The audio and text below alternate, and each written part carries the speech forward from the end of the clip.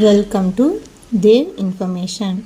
இன்றைக்கி நம்ம என்ன இன்ஃபர்மேஷன் பார்க்க போகிறோன்னா, ஒவ்வொரு டிஸ்ட்ரிக்ட் வைஸாக நம்மளுக்கு ஊரக செயலர் அப்படிங்கிற ஒரு போஸ்டிங்காக அப்ளை பண்ணுறதுக்கான ஒரு நோட்டிஃபிகேஷன் விட்டுருக்காங்க. அதை நம்ம எப்படி வெப்சைட்டில் அப்ளை பண்ணணும், அதுக்கு என்னென்ன குவாலிஃபிகேஷன் வேணும், எல்லாமே ஸ்டெப் பை ஸ்டெப்பாக இந்த வீடியோவில் நம்ம பார்க்க போகிறோம். உங்களுடைய கூகுள் குரோம் ஓப்பன் பண்ணிக்கோங்க. அதில் www.tnrd.tn.government.in அப்படிங்கிறத டைப் பண்ணிக்கோங்க. ஃபஸ்ட்டு வர லிங்க்கை ஓப்பன் பண்ணிக்கோங்க. இதில் இப்படி தான் பேஜ் ஷோ ஆகும்.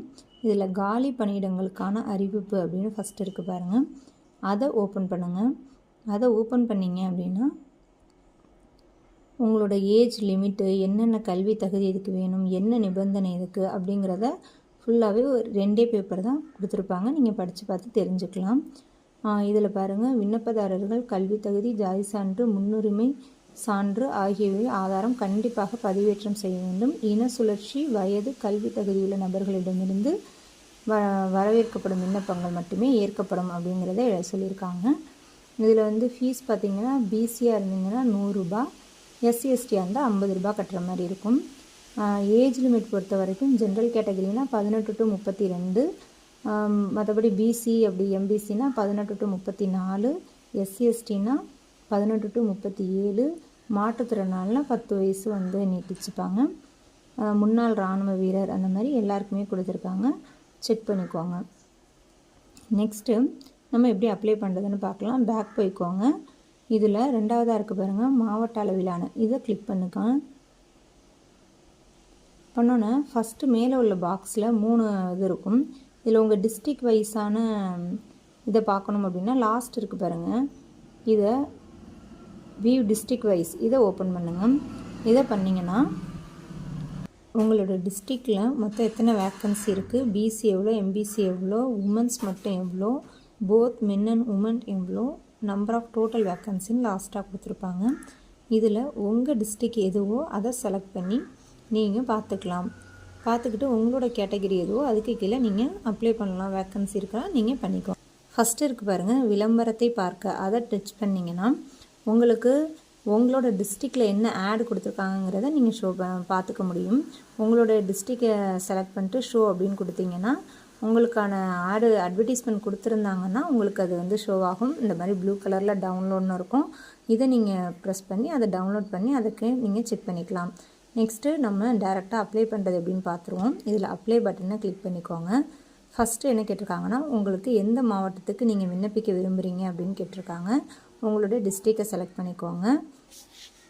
உங்கள் கம்யூனல் கேட்டகிரி, நீங்கள் என்ன கம்யூனலிட்டி கீழே பண்ண போகிறீங்களோ அதை பண்ணிக்கோங்க. உங்களுடைய பாலினம், அடுத்தது இட ஒதுக்கீட்டுக்கான வகை அப்படின்னு இருக்கும். அதில் நீங்கள் ஜென்ரல் கேட்டகிரியா இல்லை நீங்கள் உமன்ஸ் வித்து உங்களுக்கு தமிழ் வழியில் படிச்சிருக்கீங்களா, இது மாதிரி அதில் நிறைய ஆப்ஷன்ஸ் ஆகும். இதில் எந்த ஆப்ஷன் உங்களுக்கு சூட் ஆகுதுன்னு பாருங்கள். அதோட ஆப்ஷனை நீங்கள் அதில் கிளிக் பண்ணிக்கலாம். கிளிக் பண்ணிவிட்டு நெக்ஸ்ட்டு விண்ணப்பதாரரின் பெயர் கேட்கும். அதில் ஃபஸ்ட்டு பாக்ஸில் உங்களுடைய இனிஷியல், நெக்ஸ்ட் பாக்ஸில் உங்களுடைய நேம், அடுத்தது உங்களுடைய அப்பா பேர் அல்லது கணவர் பேர் அல்லது பாதுகாவலர் பேர், அவங்களோட இனிஷியல் முன்னாடியும் பேர் பின்னாடியும் டைப் பண்ணிக்கோங்க.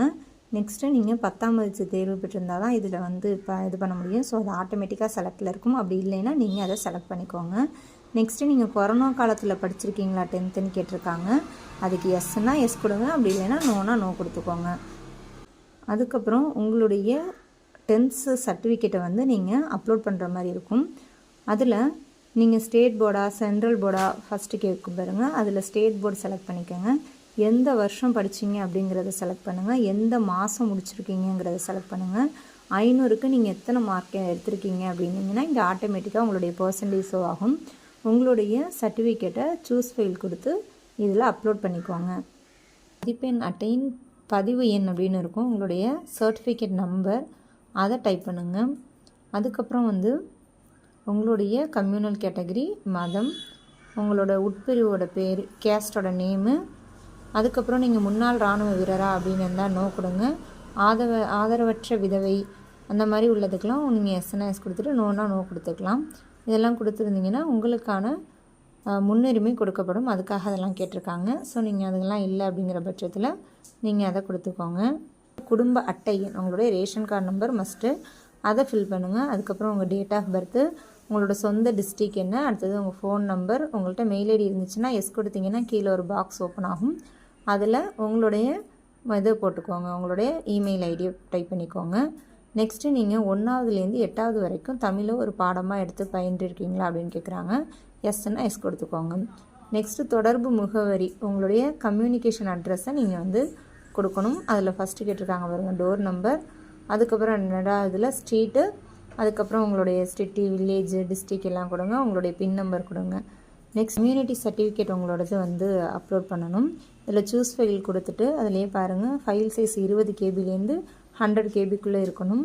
என்னென்ன டைப்பு வந்து அப்ரூவ் பண்ணிப்பாங்கங்கிறதும் கொடுத்துருக்காங்க. பிஎன்ஜி, ஜெபெக் அது மாதிரி அதை செக் பண்ணிக்கோங்க. அடுத்து உங்களுடைய புகைப்படம், அதாவது உங்களோட ஃபோட்டோ காப்பி, அடுத்தது உங்களுடைய சைன், இது 3ஐயும் நீங்கள் சூஸ் ஃபைல் கொடுத்து உங்களோட இதில் ஸ்கேன் பண்ணி வச்சுக்கோங்க. அதை அப்லோட் பண்ணுங்கள். அப்லோட் பண்ணிவிட்டு கீழே டெக்ளரேஷனில் உள்ள எல்லாத்தையும் படித்து பார்த்து அந்த பக்கத்தில் இருக்க குட்டி பாக்ஸில் டிக் கொடுத்துக்கிட்டே வாங்க. லாஸ்ட்டாக வந்து கேப்ஷா அப்படின்னு இருக்கும், அதில் பக்கத்தில் இருக்கிற நம்பர் ஷோவாக இருக்கும். அதை டைப் பண்ணிவிட்டு சேவ் அண்ட் நெக்ஸ்ட் அப்படின்னு கொடுத்தீங்கன்னா உங்கள் மொபைலுக்கு ஒரு ஓடிபி ரிசீவ் ஆகும். உங்களுக்கு ஒரு பாப்அப் ஷோ ஆகும். விண்ணப்பம் சமர்ப்பிக்கப்பட்டு பணம் செலுத்தப்பட்ட பிறகு இந்த விண்ணப்பத்தில் எந்த மாற்றமும் செய்ய முடியாது அப்படின்னு வரும். நீங்கள் அதுக்கு ஓகே கொடுத்துக்கோங்க. அவங்க என்ன சொல்லியிருக்காங்கன்னா நீங்கள் பணம் செலுத்தி கட்டிட்டீங்கன்னா அதுக்கப்புறம் எந்த சேஞ்சஸுமே பண்ண முடியாதுன்னு. ஸோ ஃபஸ்ட்லேருந்து நீங்கள் பண்ணது எல்லாமே கரெக்டாக இருக்கா அப்படிங்கிறத ஒரு டைம் செக் பண்ணிவிட்டு நீங்கள் ஓகே கொடுத்துக்கோங்க. ஓகே கொடுத்ததுக்கப்புறம் ஓடிபி நம்பர் உங்களுக்கு சென்ட் ஆகும். அந்த ஓடிபி நம்பரில் இந்த மாதிரி தான் ஒரு பேஜ் ஓப்பன் ஆகும். அந்த ஓடிபி நம்பரை போட்டுட்டு கீழே மறுபடியும் ஒரு கேப்ஷா இருக்கும், அதை போட்டுட்டு வெரிஃபை ஓடிபி அப்படின்னு க்ரீன் கலரில் இருக்க பாருங்கள், அதை கொடுங்க. அப்புறம் இந்த மாதிரி உங்களோட நீங்கள் டைப் பண்ண எல்லாமே வந்து ஒரு இதுவாக காட்டும். எல்லாத்தையும் நீங்கள் செக் பண்ணிக்கோங்க, எல்லாமே கரெக்டாக கொடுத்துருக்கோமான்னு. உங்கள் மார்க் ஷீட் எல்லாமே வந்து நீங்கள் அப்லோட் பண்ண இமேஜுமே காட்டும். ஸோ எல்லாமே கரெக்டாக இருக்கா அப்படிங்கிறத செக் பண்ணிக்கோங்க. செக் பண்ணிவிட்டு கீழே ஒரு ப்ரொசீட் டு பே அப்படின்னு ஒரு ஆப்ஷன் இருக்கும் ப்ளூ கலரில், அதை கிளிக் பண்ணுங்கள். கிளிக் பண்ணோன்னே இந்த மாதிரி ஒரு ஃபார்ம் ஓப்பன் ஆகும். இதில் லாஸ்ட்டாக ஐ அக்ரி அப்படின்னு இருக்கும், அதை கிளிக் பண்ணுங்கள். அதை கிளிக் பண்ணிவிட்டு பே யூஸிங் அப்படின்னு இருக்குல்ல ப்ளூ கலரில், அதை கிளிக் பண்ணிக்கோங்க.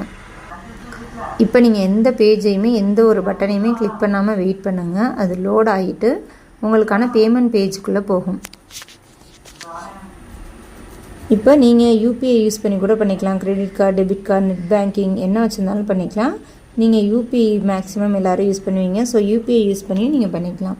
உங்களோட யூபிஐ ஐடியை போட்டு வெரிஃபை கொடுத்து நீங்கள் பேமெண்ட் பண்ணிக்கலாம். நீங்கள் பேமெண்ட் பண்ணி முடித்ததும் இந்த மாதிரி பேமெண்ட் ஸ்டேட்டஸ்னு சொல்லிட்டு உங்களுக்கு இது பண்ணும். அதுக்கு கீழே டவுன்லோட் அப்ளிகேஷன் பிரிண்ட்னு இருக்கும். இல்லை நீங்கள் பேமெண்ட் பண்ணதையும் பிரிண்ட் எடுத்துக்கலாம். இந்த மாதிரி அந்த பிரிண்ட் காட்டும். நெக்ஸ்ட்டு வந்து உங்களுடைய அப்ளிகேஷனையும் நீங்கள் பிரிண்ட் எடுத்து வச்சுக்கலாம். இதில் இருக்க பாருங்கள் டவுன்லோட் அப்ளிகேஷன் பிடிஎஃப்னு, அதை கிளிக் பண்ணிங்கன்னா உங்களுடைய அப்ளிகேஷனுக்கான இது வந்துடும். இதை நீங்கள் பிரிண்ட் எடுத்து கையில் வச்சுக்கலாம். அவங்க அதுக்கப்புறம் உங்களுக்கு இன்டர்வியூ அப்போ உங்களுக்கு காண்டாக்ட் பண்ணுவாங்க. ஸோ நீங்கள் இன்டர்வியூ அட்டன் பண்ண வேண்டியது தான். அவ்வளோதான் இதுக்கான இது. அவ்வளோதான் ஃப்ரெண்ட்ஸ். Thank you all.